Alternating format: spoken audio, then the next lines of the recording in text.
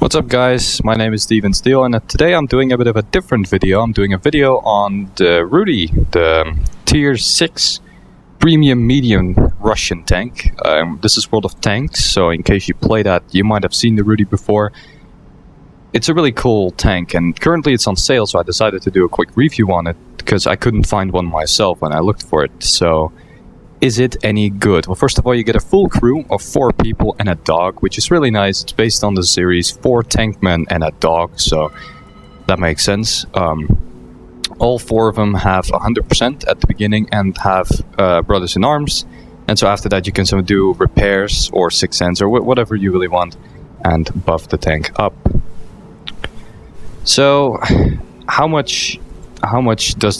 well does this perform? That's what you're probably wondering first. It has a few pretty good modules. I'll get into them after a bit, but first let's look at the armor. 45 on the front hull. As you can see, it's pretty well sloped, but it's still really poor. And this is going to be around 80, 70 armor from the front like this. This is not going to bounce anything at tier 6. Same for the lower plate, although it's a bit better actually. So if you angle it, it has a slight chance of bouncing somebody, but only low penetration guns. A good penetration gun is going to punch right through this, no matter where it hits. Side of the tank is 45 as well. As you can see, it's angled. It's an alright angle. You can side scrape this and maybe take some shots in the tracks or at the ricochet angle. But usually, people are going to pen the sides the moment you give it away like this. This is too much. It's going to get penned. You can get hit here and tracked and penned in one shot, which is a big issue. Then we get to the turret, and the turret is a real different story. The turret has 90 front armor, which is really good, and only these cheeks here are actually 90 to the sides of the gun mantle. The gun mantle is really good with a few 200 armor zones. A lot of tier 6 and even tier 7 vehicles will bounce if they hit the gun mantlet. And these cheeks here to the side, you can see it from above, these are very steeply angled. And also, like, this is almost well, this is pretty much a ricochet the moment you hit these from the front, which is the same case with a lot of German turrets. So this is a really good turret at the end of the day. This is going to bounce quite a bit, and even these cheeks here can be surprisingly bouncy. And the gun mantlet's obviously hard to pen and pretty random because it's Russian. The cupola is pretty weak. It also has 90 armor at the front, but this is flat, so this will usually get penned, so be careful for that. And then we have the side of the turret, 75 armor. Yeah, this is gonna get penned all day, so don't get hit there. Commonly I would place the tank around this, so I would angle it like this to hope that people hit the side and bounce, ricochet off of it, or the tracks might absorb a shell, but don't expect the armor to save you. If they hit the front plate, you're gonna get penned. So the tank is really mobile. It has a 15.3, I believe, power to weight ratio, or something like 15.5, which is really nice. The tank is pretty mobile, as you'll see in the replays I have. The tank has 720 hit points, which is not really good, but you can deal with it. Top speed is 54, which is alright. It's not a very mobile medium, but this tank can reach some pretty respectable speed, even at flat ground, so don't underestimate the mobility of this tank. And the traverse, 42 degrees, which is really good. The turret traverse is 46, which is insane. It's a really good turret traverse, and you'll notice that when you play it, it's really, really, really nice, and makes the tank a lot of fun to play. I believe that's pretty much it for the mobility. The terrain resistances of the tank are alright. They're not very good. At least not at soft terrain. The hard terrain is fine. And so is the medium terrain. So try to avoid soft terrain if possible, because you'll find that with most Russian tanks, the mobility drops by quite a bit. So now we get to this gun. And this is one of my favorite guns in the game right now. It's a 85mm gun. Has a 10 rate of fire, which is pretty good for the 180 alpha damage that it has. It gives it 1800 DPM stock, and because the brothers in arms crew and gun rammer and ventilation you can put on it, this gets really, really good. This 180 alpha packs quite a punch. The 144 penetration is also really nice, and if it's not enough, you can fire premium ammo, which has a 194 penetration, which is really good to penetrate tier 7s and probably even tier 8s, although that can be a bit difficult. But if you get the sides of a tier 8 or tier 7 tank, the 144 pen should be good enough, and the 194 on the premium is definitely enough if it's needed. Dispersion at 100 meters, so the accuracy is basically 0.37. Not very good, but with the crew being really well trained at the beginning, this is going to be around 0.35. You can get it down to 0.34 once you put ventilation on it, which is really good actually. And the aim time will be around 2 seconds because it's 2.2, and obviously the gunner is 121% with the Brothers in Arms, the commander bonus, and the ventilation. So aim time gets to 2 seconds, which is really nice, and the weight doesn't matter obviously. So the gun is really good, has a lot of power in it. The tank has 365 view range, which is interesting to note because it's slightly better than the other T34-85, which has 360, not 365, but yeah. So getting coated optics on this like I have, and ventilation allows the commander to see quite far, and it makes it really good. So what's the tank's main playstyle? The main playstyle of the tank is to try and be hull down and get this gun to work. Because the gun, once it gets the time to work, it's going to do a heck of a lot of damage. And you're going to see that in the replays as well. So yeah, that's the most important info. By the way, if you want to read the story behind the tank, here is the dog. You can click on it and you read a bit of a story. So far I've really enjoyed the tank. All these modules are really good. There's no real bad side to the tank other than the hull armor, and the hit points aren't very good, so you cannot take too many hits in the hull. But other than that, the tank is definitely meant to brawl, and I would recommend you use it to brawl around, because that's what the tank does best. With the great turret reverse, you can often angle your turret towards somebody real quick and get shots off at them. And if they try to snapshot your turret and you're moving it, it's really hard to hit the cupola because the cupola's at this side. So if you turn it like this, the position of the cupola is going to change, and people will often end up hitting these cheeks or whatever and just bouncing straight off, which is really nice, or hitting the gun mantlet and usually not penetrating it, although there's 1 or 2 zones in the gun mantlet where it doesn't actually have that much armor, so sometimes it gets penned, but usually it doesn't get penned, so that's really good. With that said, I think I've said enough. I think we can go into the replays from now. So here's the replay, the first one I have for you guys. This was when I just bought the tank and I hadn't even put a gun rammer and ventilation on it. And no coated optics either. So this is the tank when you literally buy it and go right into the game. I did put a repair and medkit and a fire extinguisher on it, but that's it. So this is the performance you can expect before you get anything. The gun's reload will be 5.63 and the alpha is 180, so it packs quite a punch. And we'll see what happens this game. So quickly, for equipment, I recommend to put a gun rammer on it for obvious reasons. Coated optics, because the tank likes to be somewhat close to the fray, so you can usually get spots off, but I don't like to get binoculars, because I feel as if the tank needs to use its mobility a bit too often. You can see the alpha there, lovely alpha damage. Great alpha. We get a 181 roll, which is pretty much the standard damage on this tank, and we also take its tracks. He does repair them, but now I don't even know what he's doing here. I just get the shot for free. So, yeah, as I said, I recommend coated optics and ventilation as well. Considering you have Brothers in Arms, ventilation's pretty good. And there we go, there's the first real enemy, Chaffee. This is a tier 6 to tier 4 game, by the way. So, well, it's mostly tier 5 and 6, honestly. Half of it's tier 6, so that makes it a good game. I get the shot here on the Churchill Mark III, but I hit the side of his turret, which is gonna ricochet. I'm gonna get a second shot off, and this one really hits him really nicely. 206 damage, that's seriously good for a gun like this. I tried another blind shot, but I probably didn't get that one, so I decided not to try anymore. Move up a bit. As you can see, this is a perfect hull down position. The turret will take the hits here. If we spot the Chaffee, I have a great shot on him, and with this alpha damage, you cannot take more than 3 hits from this gun. And you're gonna see here, I try to get a shot on him.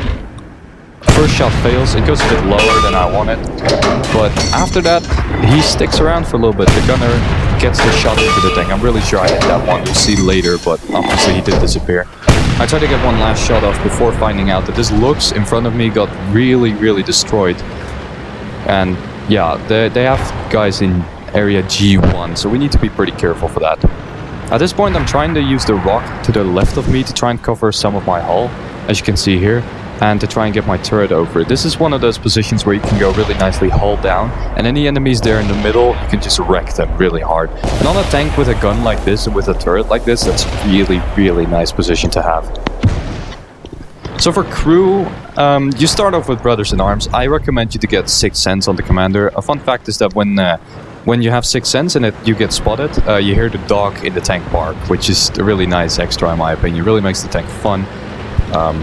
Obviously, 6th Sense is always good for the commander. Get yourself a smooth ride and snapshot as well if you can. Here I move up quite aggressively, spotting the ARL 44. He fires and actually fails the shot, so I wait and I try to aim at the dirt cheek. I get a nice shot in. I get hit by the Chaffee.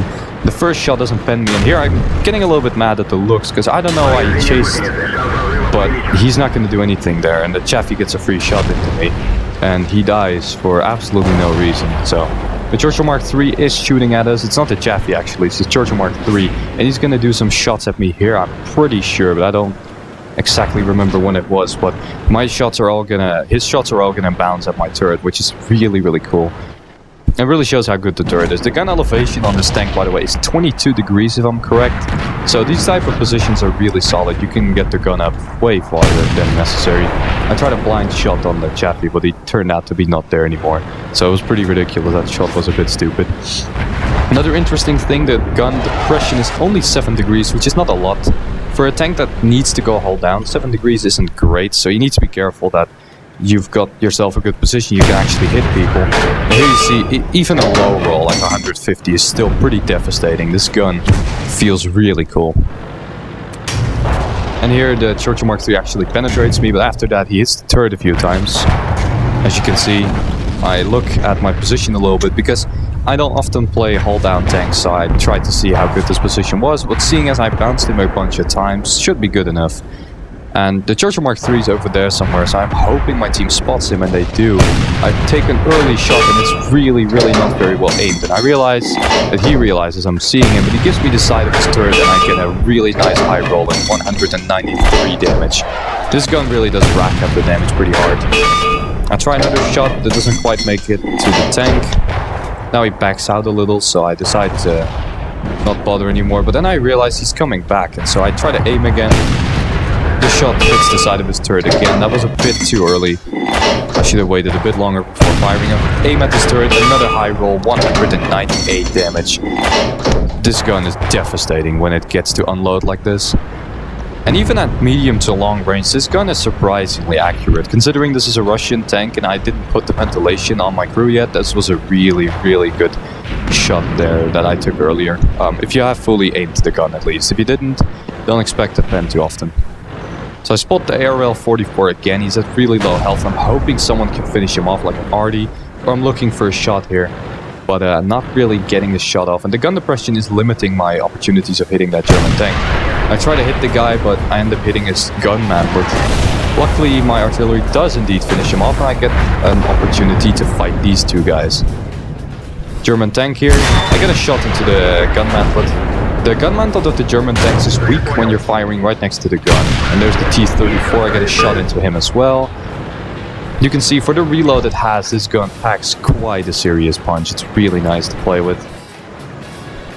So we wait a bit, I bait out his shot and I try to get my own in. But I wait a bit too long and I managed to hit the rocks there, which is a bit too bad. He bounces on me and I get a good shot into the side of his hull. He's not going to bounce that. The side of that hull is not good enough. I take a pretty big beating here, and I actually managed to bounce on the T34, I'm pretty sure, so that was a bit too bad. I'm looking for the shots here, and you can obviously see I don't have quite enough experience in the tank, but the tank is really holding out even in these harsh situations. And I'm waiting for him to give me a shot here. I'm hoping he does. He does. I try to hit the cupola, but I managed to hit the top of the gun mantle, which wasn't going to pen, obviously. I move forward a bit, spotting the T34. That's a clean shot. He's dead, and the KV-85 will finish this guy off. So at this point, we spot a T-67 right there. He tries to get out, but you see the accuracy, the snapshotting potential of this gun is not bad. At this point we move forward and we spot the last tank in the game. I skipped through a few seconds of the game there because, well, not a lot was happening. And basically this is pretty much the ending. Here I'm gonna shoot the KV-85 once or twice more, I don't remember exactly, but this game really did showcase how the tank can perform at a mid-range distance, using its turret to take hits and using the epic gun that it has. Also, I realized that KV-85 is actually aiming for me, which is a bit strange because, as you can see, there are two of my heavies there and they both have pretty good guns, so I was thinking that the KV-85 would be paying more attention to them, but he's turning his turret towards me and his backside, which is a bit funny. I move up against the rock here a bit and can't get shot by him quite yet. Well, probably not. Maybe the cupola could have been hit there, but I just did that to spot him again. And then the team comes in and I have a great opportunity to move forward and to get myself a shot. You see the gun depression is lacking, and this shot was just, I don't even know where that shot went, but I get a shot into the back of his tank there, which is really nice, and he gets finished off by my team just before I get reloaded, so that's the end of that game. Here's the second replay. This time I am playing on the map called Ruinberg, which is a city map. So in this map it's kind of hard, or at least harder, to go hold down than Sand River, which I just showed you. So I'm gonna try to show you how the tank performs in a harsher environment, I guess you could call it. So in a situation where the enemy team has they even have a few tier 7 tanks. So this is not going to be as easy of a game as Sand River just now, but we'll see what happens. We spot the first enemy, the Cromwell B, which is another premium you can get along with the Rudy and the IS-2. We spot the enemy's Panzer 38 NA, and this is just a free pen here. He tries to pen us, he doesn't. You saw my angling there. Against tier 4 tanks, this angling is quite good. So yeah, if you're meeting tier 4 tanks in this tank, don't worry about it. You can usually pen them pretty easily. Here I try to spot somebody, see if I can get some damage off.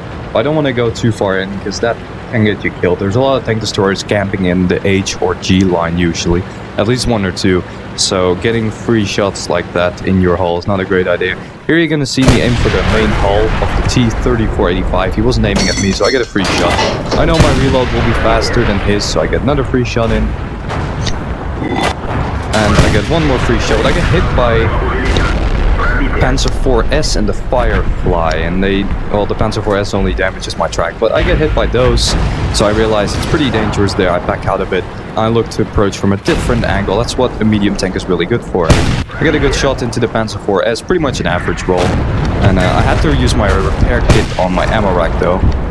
I do another blind shot trying to get him, but pretty sure that didn't pen. I realized the Rudy and another T30-25-2 is trying to push the middle, so I try to get a shot in, but I managed to miss. Rudy goes behind some kind of building, and I realize I'm not gonna get that shot off, so I just move away. Now multiple enemies have been spotted for me. I try to get a shot. I missed the Panzer 4S, but I get the Firefly with a good roll, and this is just where the gun can unload. I don't know where that shot went actually. It was pretty unlucky, it would seem, but still, we've already done about 6 really good shots this game, so not gonna complain. The damage on this gun is really good. It adds up really fast. The Dicker Max is there. I managed to leave him at 1 health. I try to get him with my reload, and he goes invisible, but what does it matter? He's still there, I know so, and I shoot the blind shot, killing him.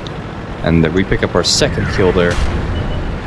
I move forward a bit, and here you see me go into a side scrape position, trying to spot more enemies, but I don't find them. Here I wait for my aiming, and when I fire, he dies pretty much, so unfortunate, but hey, what you gonna do about it? So we keep moving forward, and at this point, I'm trying to look around for shots on other tanks, and I realize the Rudy is still there. Now I can get a clean shot at him. I go for the shot, nice shot, 199 damage roll, and I can still see him, so I try to shot here. I get the cheek of his turret, which is incredibly lucky, and here I get a perfect shot right where I wanted it, at the side of his hull, which finishes him off, and I get my third kill.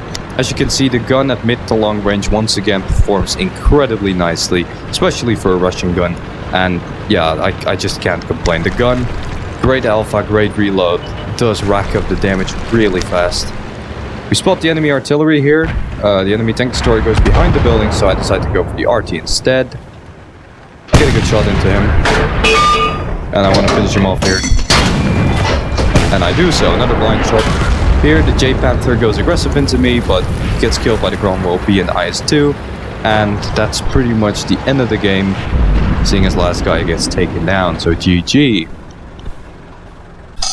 So yeah, that's it for the Rudy games that I've been showing you. Basically what it showed is that the tank is good at a hull down position, getting shots off at mid to even long ranges, and the tank is also pretty damn good at the standard medium gameplay, which is sitting in between some cover like the houses in Ruinberg, trying to get shots left and right, just repositioning yourself to make sure that enemies cannot get a good shot at you whenever you emerge from your position.